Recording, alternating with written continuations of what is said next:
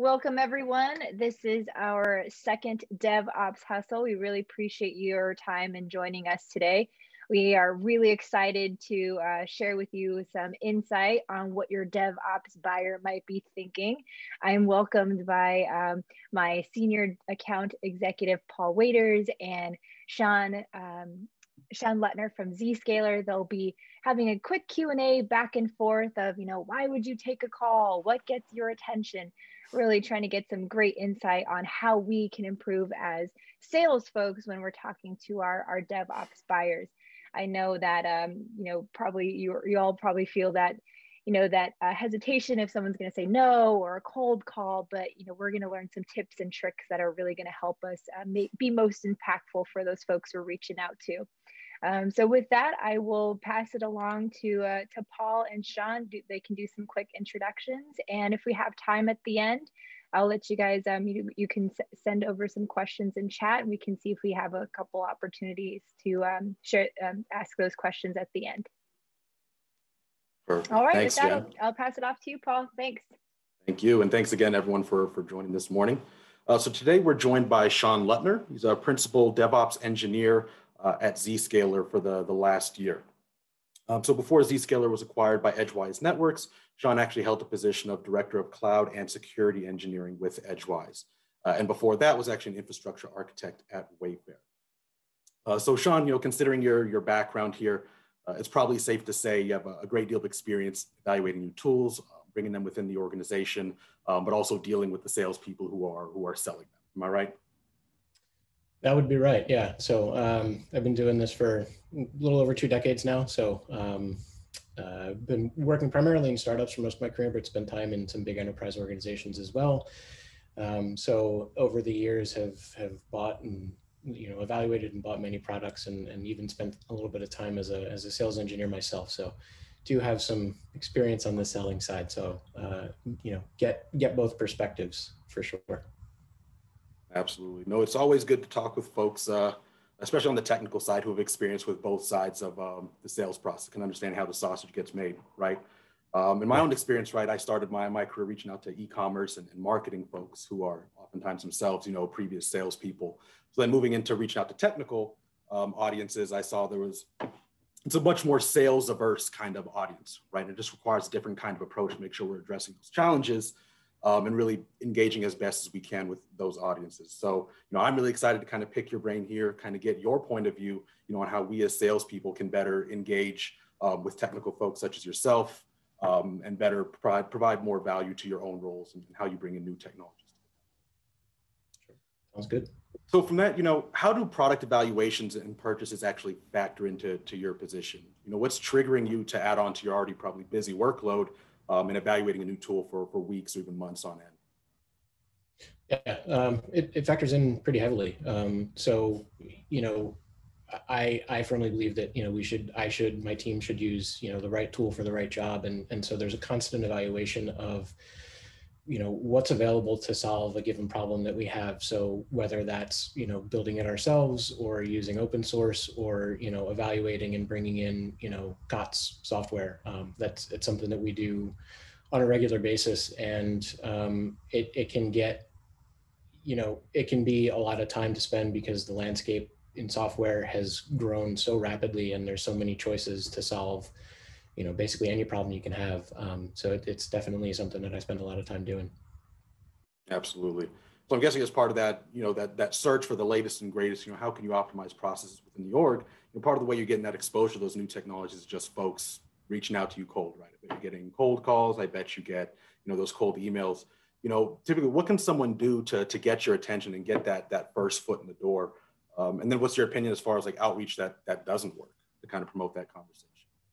Sure. Yeah. So like you said, I get a ton of inbound messages, LinkedIn and emails and calls, and I think for me the thing that really will stand out is a message that's personalized or something that's a referral. So in the past few months, through a company that I was working with, I got introduced to a second. It was basically a referral, and then had that same thing happen from that vendor into Noble 9, actually. So referrals go a long way. Like I said, I've been doing this for a long time, and I have a pretty good network, and I trust that network. So if the message comes from someone that I know and trust, I'm going to pay attention to that. I think that having the inbound communication, whatever that is, be personalized in any way goes a long way as well. And sort of having things be simple, straightforward, transparent. Just tell me what your product is, tell me what it does, tell me what problem it solves, and as long as it feels like it's something that's not just coming from the latest marketing email campaign or sales campaign, I'll at least take the time to look at it. I can't guarantee I'm going to respond, but personalization and sort of referral and like trusted network stuff goes a long way in getting getting my attention and getting me to reach back out and start a conversation.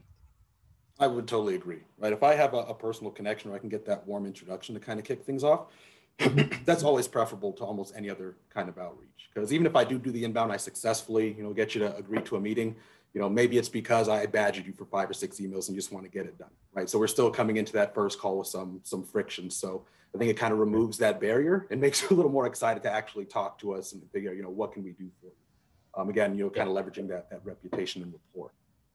Yeah.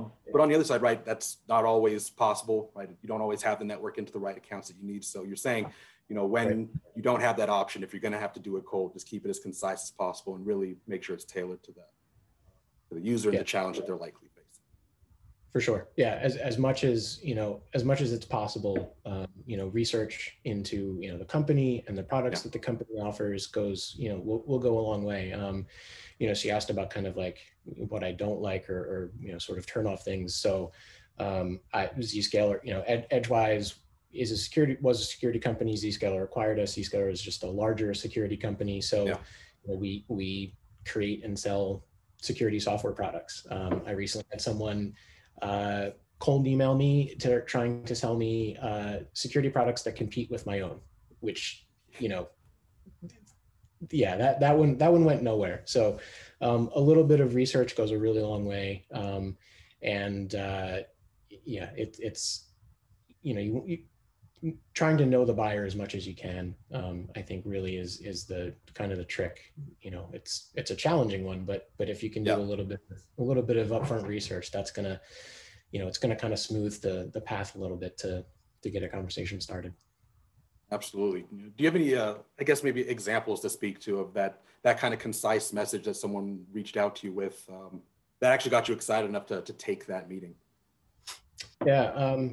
So somewhat recently, I was getting some emails from a CI/CD delivery company, of which there are many out there, and they were sort of a typical campaign generated email. I didn't think too much of them, and I got one day and just kind of watched, I think, a video that was linked in the email, and realized that, wow, this product is like really slick and solves a problem that I have today. And so I got in touch. I reached back out to their team and have had a number of conversations and demos with them. And, it seems like a really promising tool for my team. So, sometimes things get through. And I think, like you said, sometimes it'll be, if it's the 5th or 6th email, sometimes you just want to, I'll take a meeting and get it over with. But in this case, it actually worked out. So sometimes, persistence pays off. And can have good results. So, keep trying. That's the reason we keep doing it. At some point, it works, even if it's potentially encouraging bad behavior sometimes. Yeah. So I guess, kind of taking that next step, you've taken the intro meeting. Now, our role as a sales executive is to actually get you through an evaluation of the product and prove objectively this is going to provide, value to your organization and to yourself. So what stands out to you, in a well-run sales process where we're taking that next step and kind of proving these things out?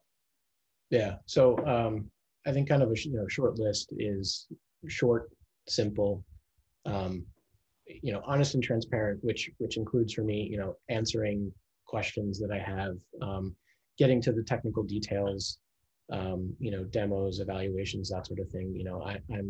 my background is all technical. So, you know, I want to know how the product works. I want to get my hands on it. I want to, you know, test it, play with it. So really just, you know, yeah, keep it short, keep it simple. In plain words, tell me what your product does. Tell me what the, you know, what problem it solves for me.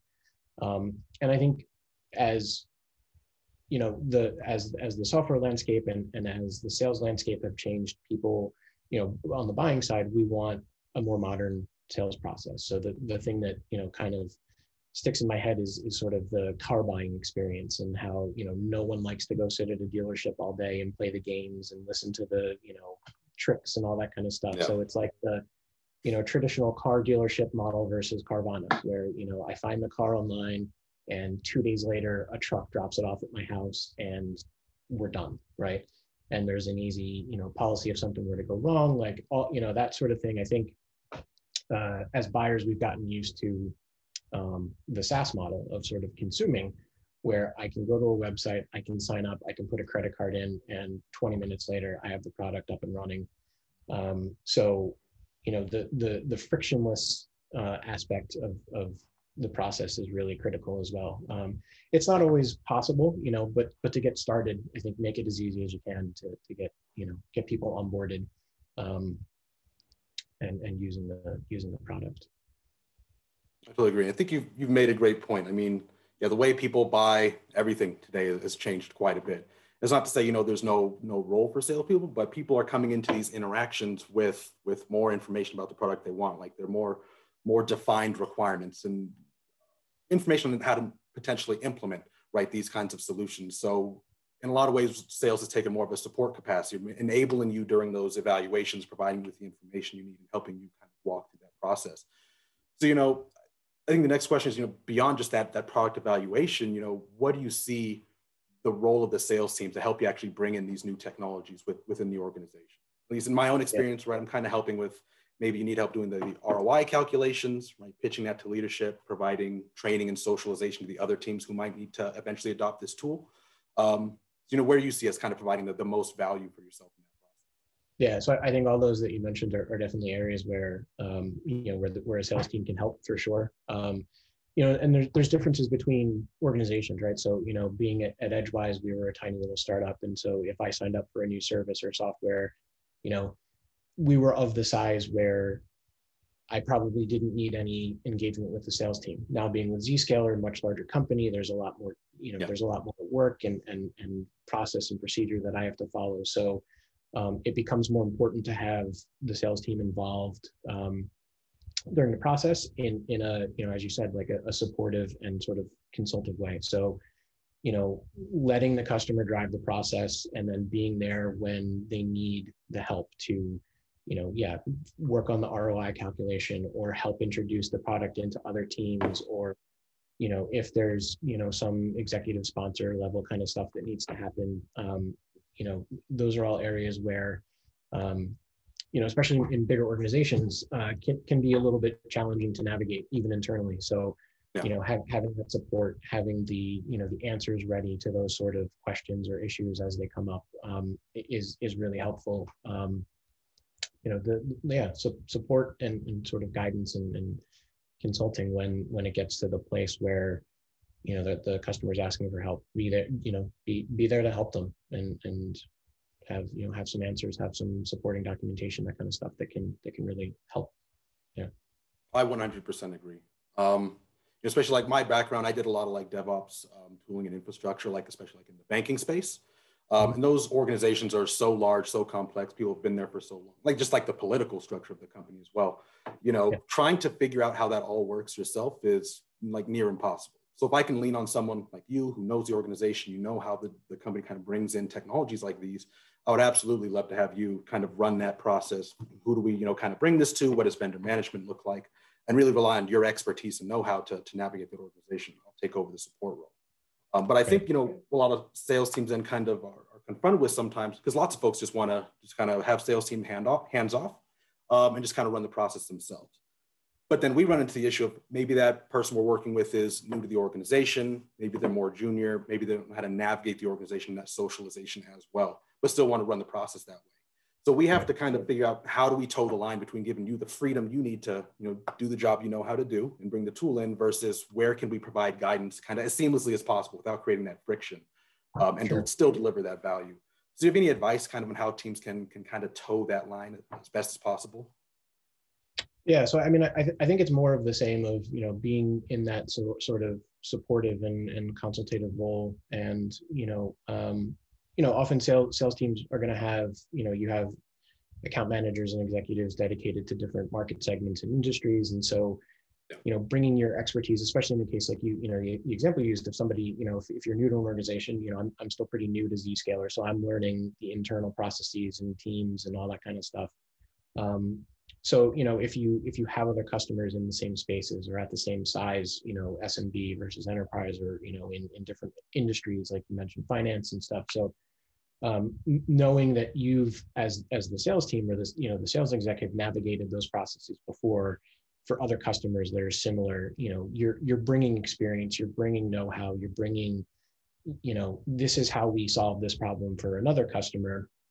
And I think just presenting it in that way of, hey, customer X, we helped them with a deal not too long ago, similar space, similar company, this is what we did. If it can help, here it is. Here, here's the ROI calculations, or here's the, the presentation that we gave to management there, or whatever. Depending on your entry point into the organization. So a lot of times, I think with DevOps, you're sort of selling either not really bottom up, but sort of like middle up versus a top down right. Yeah. process. And so I think a lot in some cases, getting that, this is how we presented it to upper level management can really be helpful. If you're selling to someone like me, I'm not at the top of the chain, so I have to go up when I want things approved and purchased. So if you have that experience and that expertise to help that process, that's definitely always welcome. Definitely. So instead of kind of that abrasive approach of just trying to force ourselves into the process, like for selfish reasons, we just want that visibility because we have our own goals to hit. It's really about providing that team the frame of reference to understand, here's some of the potential challenges people in this exact same space have had onboarding tools like this. Here's what we need to be aware of and how we've helped them to navigate that. Again, more of a support resource, helping them navigate that process. Yeah. Yeah, and I think smoothing where it's a case that there might be different teams involved, where your entry point is into a DevOps or operations team, and the tool is going to cross that team plus a network team plus whatever else. Expanding the communication or the talk about the product and making sure everybody's on board with it from the start. Can really help. I've hit that problem on the selling side, actually, where in a job years ago, we were working on a deal into a big company, and everything was great with the people we were talking to, and it went up far enough that other teams got involved, and then it was like we had to start all over and do the whole the same process all over again, which obviously that's frustrating, right? But I think if on both sides of that, right? If we, as the sellers in that case, had done a better job of saying like, hey, who else do we need to talk to about this while it was happening, would have been helpful. And on the flip side, as a buyer, if you know that that's going to be the case, get it done early and help, because ultimately you're helping yourself in that case. So, do those things up front and sort of try to make sure everything is as smooth and expanded to the necessary people as possible as early on. I definitely felt it when you said that. I've been in that situation again, like a bank. Yeah, and some team thinks they know everything, how it's going to be implemented, and you find out, oh, there's 4 other teams that also want to get on board with this. You have to re-architect it because now the scale is, 4x what it was before, and so you start from school. It's still good, you're going to get the deal, and you have a bigger audience, but you can, you have to just retread all that ground you've already gone over. Yeah, exactly. So I guess that's actually another good point, is we're talking about kind of scaling up, to larger audiences within these organizations. How does product security, reliability, scalability kind of factor into your decision making and kind of bringing these tools in? Kind of like that forward thinking future state kind of part of the product. Those product security and reliability are like 1 and 1A for us. So we're a security platform, and we provide a solution that makes our customers more secure. So we take that very, very seriously. And so any tool that we bring in, has to be secure from the start. It has to be, we have to be really confident that it's going to scale with us as we grow.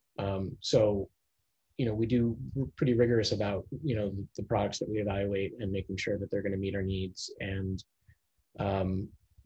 oftentimes some issues will come up, if there's a security questionnaire that a vendor has to fill out. But, I think a lot of it comes down to the vendor, the product,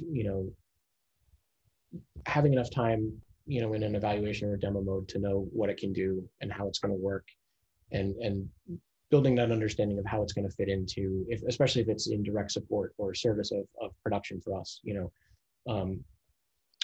it's got to be secure. It's got to be reliable. We want to see that the vendor is, taking those things seriously. So if they're, knowing that they're following a secure SDLC, and knowing that, we can kind of trust their supply chain, right? That's really front of mind for everybody right now with recent breaches that have happened.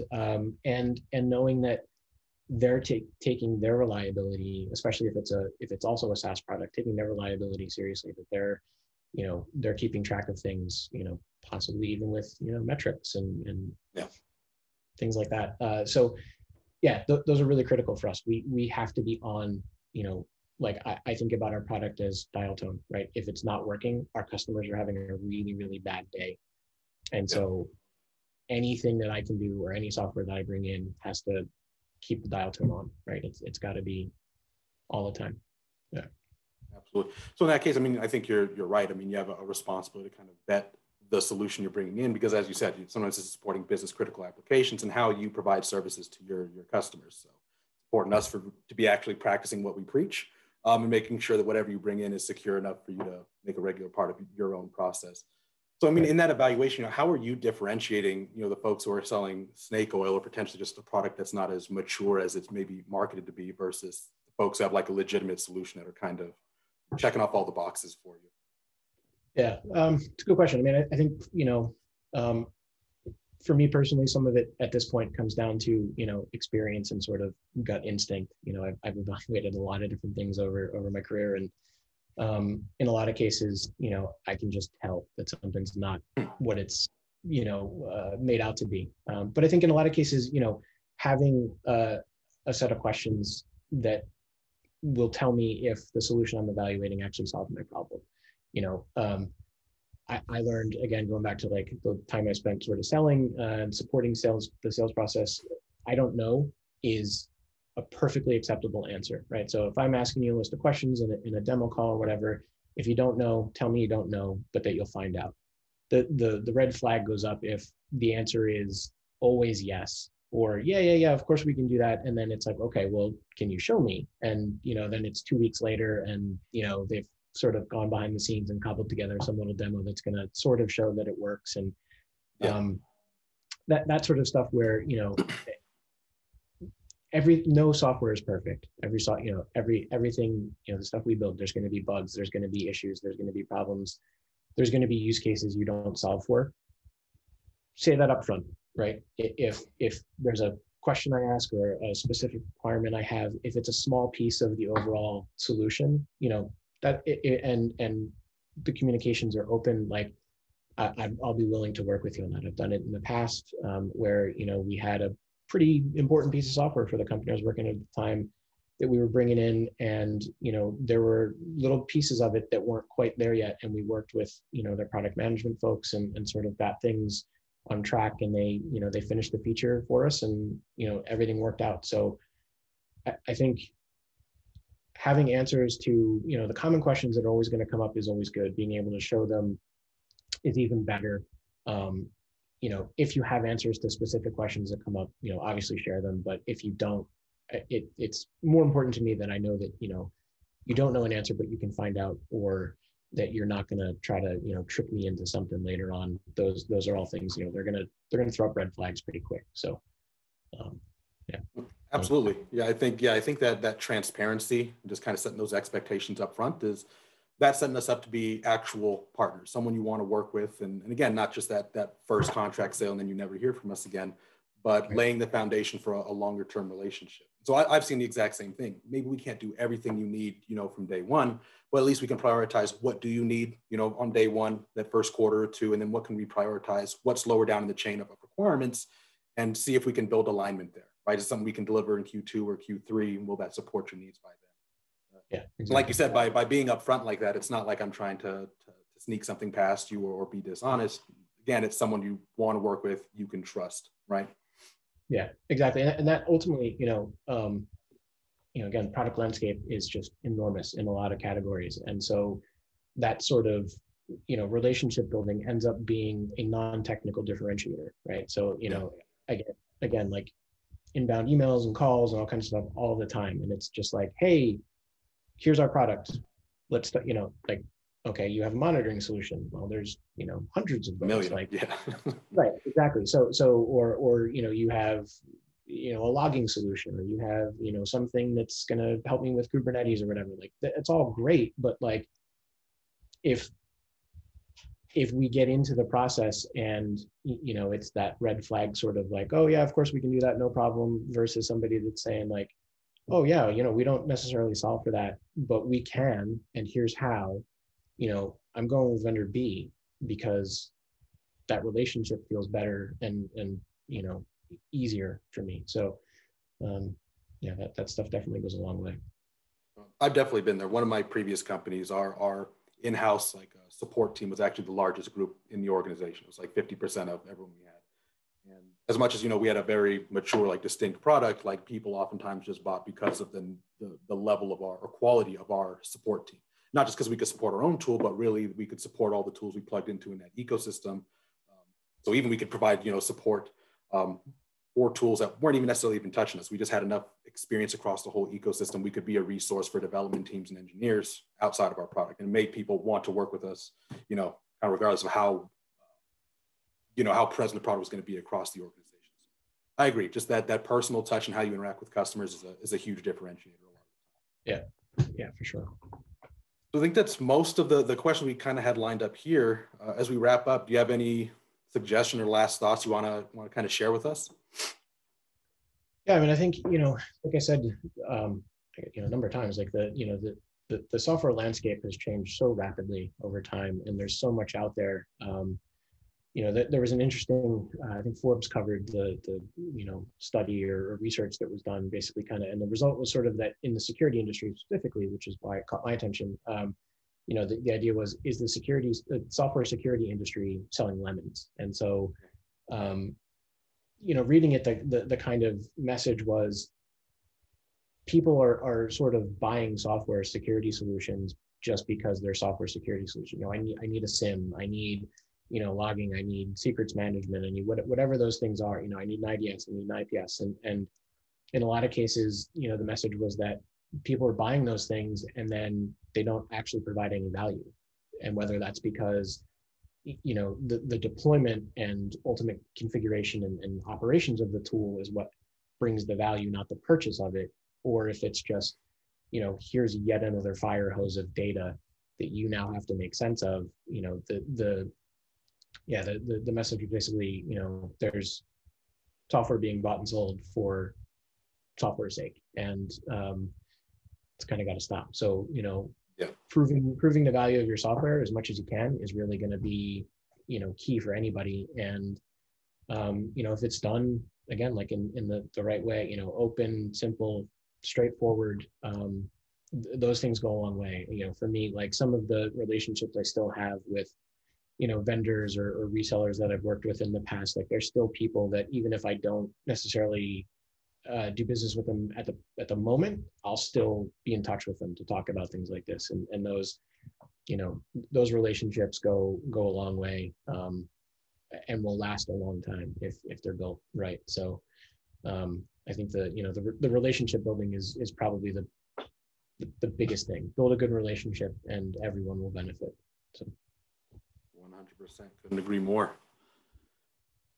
Sean, I appreciate you taking the time to kind of go through that with us. I think Jen, we want to check if we have any questions as we move into kind of the Q&A phase. Yeah, does anybody have any questions they can put in the chat? I know we I have a couple, but yeah, I want to open it up to the group to see if anybody's got anything top of their mind. And then if we end early, we can give you guys time back in your day.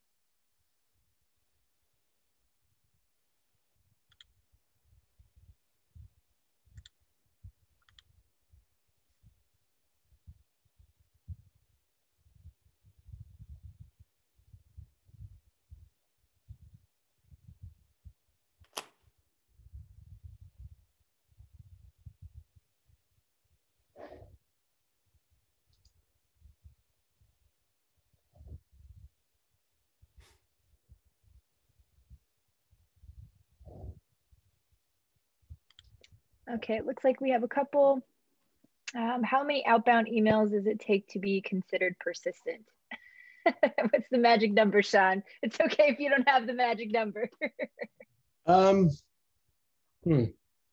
Yeah, I would say it's probably somewhere, I guess, depending on the content, somewhere between 5 and 10 is going to get to the persistent to please stop phase pretty fast, especially if you haven't heard back from me. But again, sometimes like the example I gave, sometimes, they work. So I would say if you get to double digits and you haven't heard, move on. But before that, keep trying. You might get some success.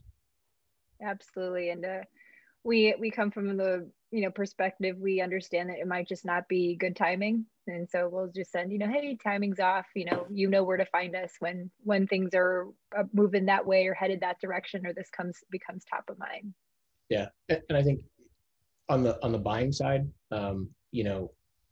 there's definitely room for improvement in the communication. So even if it's something I'm interested in, oftentimes just because it's a sales email, I just instinctively don't reply or don't communicate. But sometimes I think it would be better to say this is actually of interest, just not right now. So yeah, the timing thing comes down to it. So I think sometimes it can be on both sides of the the process to say this looks cool, but not right now. Here's the better time to reach me. Yeah, I would love that. Yeah. So much better than silence. And I always tell folks, I'm like, you're not going to tell me anything I haven't heard. It's okay. Like, you're not going to hurt my feelings. Don't worry about it. You probably can't tell me anything that hasn't come through an email or a phone call. It's okay. Right. Yeah. Absolutely. And it's probably very dependent on the solution you're looking at or the software. But what's your experience with like a typical turnaround of you start looking at a solution, you have those early conversations, maybe you do a proof of concept POC, and then maybe move to like a implementation. What is that? In your experience, how long does that typically take? Just curious. I've had things be as short as like a week, and as long as 6 to 9 months, depending on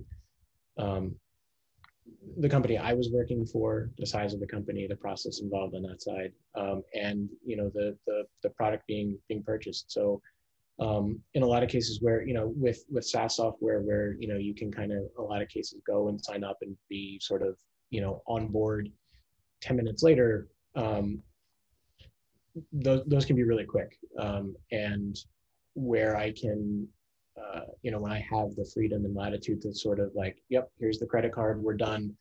It can be a super quick process. If the purchase price goes up, obviously, and there's approvals required, that can lengthen the process, and that becomes sort of organizational. I've had like sales processes in larger organizations where I've worked close in a week, and then the procurement and finance process take 3 months, where you're just kind of sitting around waiting, and that's frustrating for everyone involved. I want to move forward because I want to I got to get my projects done, and on the sales side, obviously you want your deal to close. So I try to make it as quick as I possibly can. But sometimes it's just out of my hands. I can't make it go faster, but as fast as I can make it go, I'll do it. Yeah. Absolutely. Thanks for sharing that. We it makes perfect sense, especially, we like to say, we're sitting on the same side as you guys, and we want to get this, however we can help. And sometimes we're both on just waiting for procurement and legal to move forward. Yep. And I think they forget who they, who they work for. So right. It's right. Like, okay, we'll just, we'll drag this out a couple more weeks, or yes, we'll get back to you. So it's, and it's very dependent on the solution you're looking at. It can move very quickly, or can, it's maybe touching more parts than you, or departments than you anticipate. So it's going to take a lot longer. Absolutely. Yeah. And just curious, with the world we have of like email inundating you, and you got LinkedIn messages, you have Slack going off, your phone ringing. Do you have a preference of the best way to reach out to you? Do you have like something that you would recommend folks leverage more often than not? For me personally, email. I don't like talking on the phone. My favorite job was when I had a desk phone, and that was the only one I gave out. I just never answered the phone, checked messages, and then I had to get back to, make the call. But yeah, I think for, email, and if we're already connected on LinkedIn, that's fine too, because those I can, it's asynchronous. I don't have to like take time out of my day or be interrupted to sort of even just focus on, oh, do I have to answer this? So the sort of geeky introverted part of me is anti-phone, but yeah, so I guess email first. Gotcha. Yeah. And it looks like we got one last question here. DevOps tool chain is like really complicated, and it looks like we're trying to better understand what are the expectations of as a buyer for what vendor has to do in terms of supporting complementary products. So it looks like there's can be very complex of if we're pulling in a couple areas, but do you have any thoughts on that? Sure. So this would be like where I have a product, or your product's going to be integrated with other things. So yeah. If it's a product I already have, good documentation goes a long way. If it's something that I'm going to be integrating with, via APIs, like published code examples of how to do this, or, if I know the product that is the two products that need to be integrated, if you have examples of, again, documentation of, product A integrating with product B, here's how you do it. These are the best practices. If it's a new integration, if you're the new product, if you have examples, you can demo them. That's always great, seeing it in action, seeing how it's going to work. And on the support, I mean, that kind of thing can get sort of, I think there's like, you're saying supporting, support wise, if the integration's done and it's in place, having a support organization that knows about those specific integrations and can help solve problems as they come up, is always good. That can be tough, right? Because sometimes you get into really sort of corner edge case kind of things that customers decide to do with your product, and they'll call in and say, hey, it's broken. And like, oh, we didn't even know it could do that. So, I've been on both sides of that. So it can be a challenge, but I think just having, in the preliminary or in the sales process, having examples, having demoable versions of the integrations is really going to be the best thing to have in place. Yeah. That's great. Thanks for sharing that. And I even think of it as, sharing what other clients are doing with it, how other teams have implemented it, what they were trying to solve, and like have those examples, ready to go when you're, exploring that option. Yeah, great. Sure. Thanks for that. I think that's all we have. I really appreciate everyone's time. Big thank you to Sean. Thank you so much for this. We really appreciate it. This was I think a big learning opportunity for all of us who joined and whoever is going to see the recording. So we'll make sure we get the recording out. I will do a shameless plug, team. I am hiring. So if anyone or anyone in your network that might be interested in applying to work as an account executive here at Noble 9, feel free to apply to that job, share, post, where to find me, Jen Ordonez on LinkedIn. Happy to help answer any questions anybody has. And I think that's it. Anything else, guys, before we wrap up?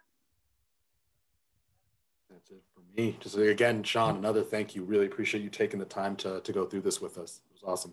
Sure. Yeah. glad to do it. Thanks for having me. Awesome. Appreciate everyone's time. Thank you so much. Enjoy the rest of the week. Have a good one, guys. Until next DevOps Hustle.